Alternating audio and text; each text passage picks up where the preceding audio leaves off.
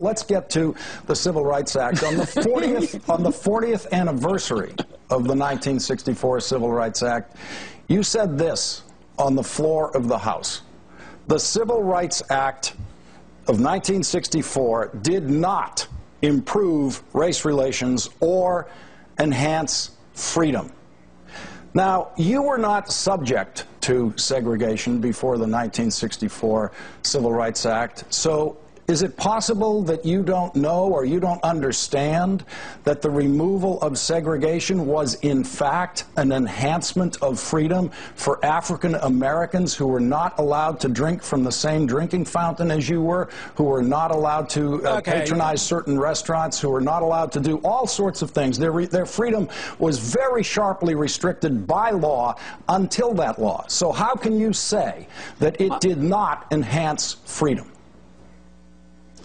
Well, what I have said is certain portions of that bill were unconstitutional. But getting rid of the laws in the states that were blatantly unconstitutional, and were illegal, they should have been repealed. There's nothing wrong with repealing these things, but to take over private property is a different thing. Taking over private property to tell people what to do with their private property is like taking over the bedrooms and saying what you're going to do in the bedroom. You mean so if restaurants, you can take, right? You mean those dining. I'm talking about private property. I am talking about all private property. Wait. You mean those dining counters that black people tried to integrate? You think those should not have been integrated because that's private property? No, listen, Lawrence, listen to me, because those were all the laws that were written.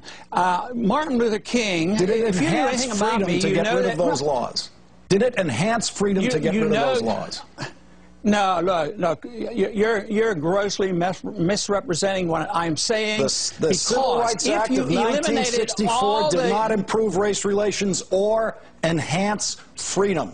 The words of Ron Paul, word for word, you said that.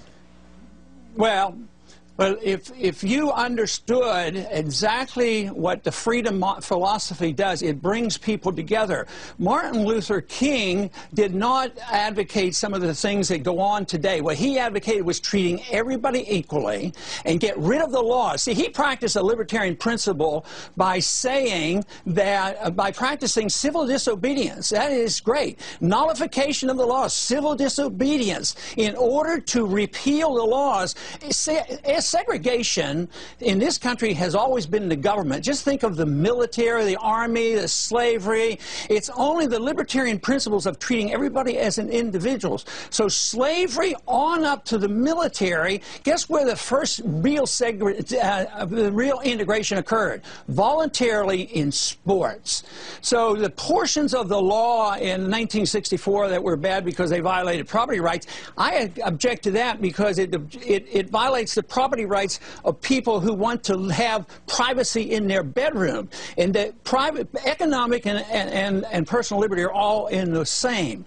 So when you understand that, you understand. See, Barry Goldwater was opposed to that, and he wasn't, he wasn't considered an evil person. Back then, Chris Matthews was a supporter of Barry Goldwater on his position. So to demagogue this and pick this up, yeah, I think you're really desperate. Congressman, let's not try to pretend that libertarianism is what changed segregation in this country. It was activist, liberal government that changed segregation. Otherwise, it would still be with us. It took activist, liberal Washington government in the Civil Rights Act to end that segregation that you properly decry. All right, sure, we're going to go out on that agreement.